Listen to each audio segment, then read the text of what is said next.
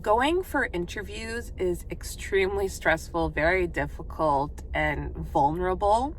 And I have been lucky enough to go on many interviews myself, some good, some not very good. And today I want to share a funny interview story with you.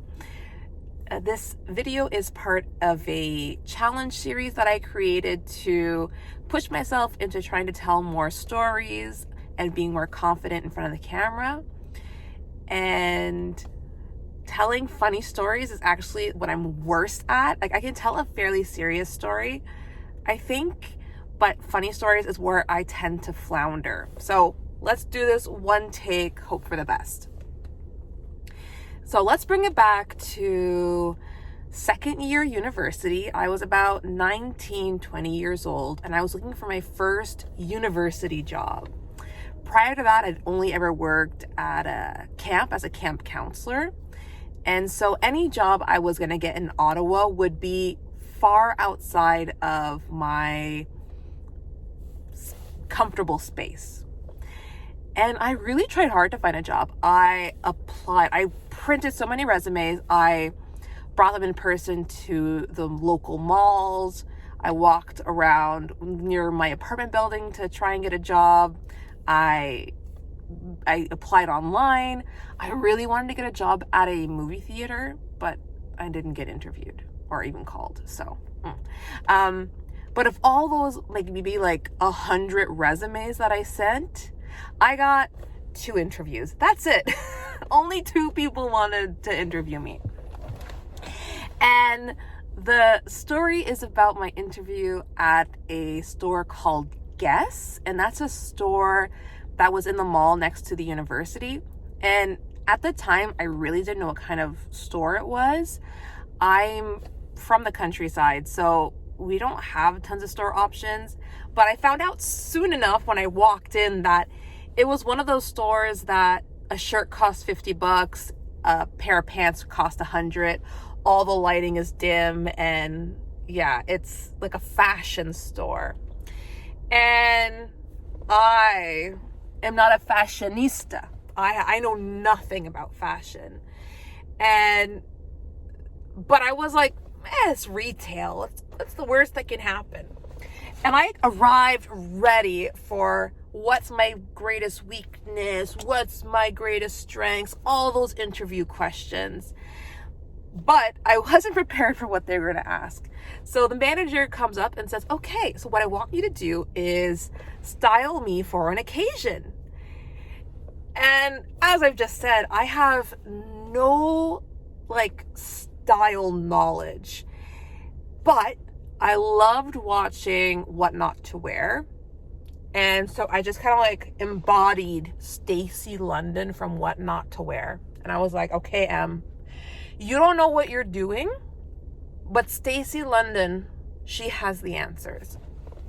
And a lot of that interview is kind of a blur to me because I was just kind of I didn't know what I was doing. I zoned out a lot of it. But basically, I think I pulled out a dark pair of jeans and a black top, mostly because what I had heard in What Not to Wear is ooh, I could say I picked these out because black is very slimming and elongating. And I think I said, this jean cut is really good if you want to show off your shoes. What am I talking about? What was I saying? And then the guy was like, oh, so he tried it on, whatever you're showing me. And he's like, do you feel this is a good fit? Do you feel like these go together? And I'm like, is he asking me a trick question? Does it not go together? And I was like, okay, Stacey London.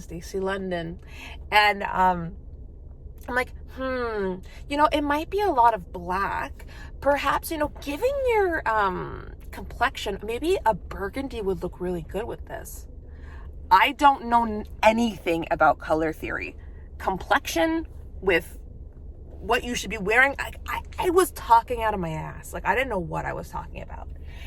And I finished the interview and they're like, we'll get back to you. And I walked out there, made my way to the buses, and I'm like, I didn't get that. I know for a fact I did not get that.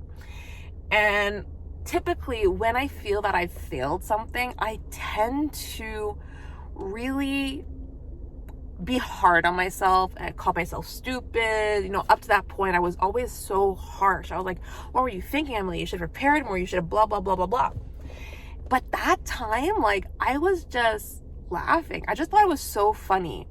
I knew like it was going to be a funny story, and it's a story that I tell often, and it's something that I'm like, I don't know, it's like a positive experience for me that I had that really bad interview. And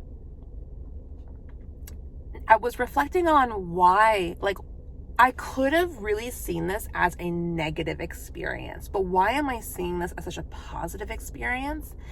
And I reflected on why to prepare for this video. And I was like, one, I think like I thought I really couldn't do it, but I pushed myself and I tried, and so I'm proud of that. But two, it's a proof to me that you can fail and it's not the end of the world, because I have this really big fear of failure. And so I tend to not try things because I'm afraid of failing. But this showed me like evidence that, hey, I failed and I'm okay.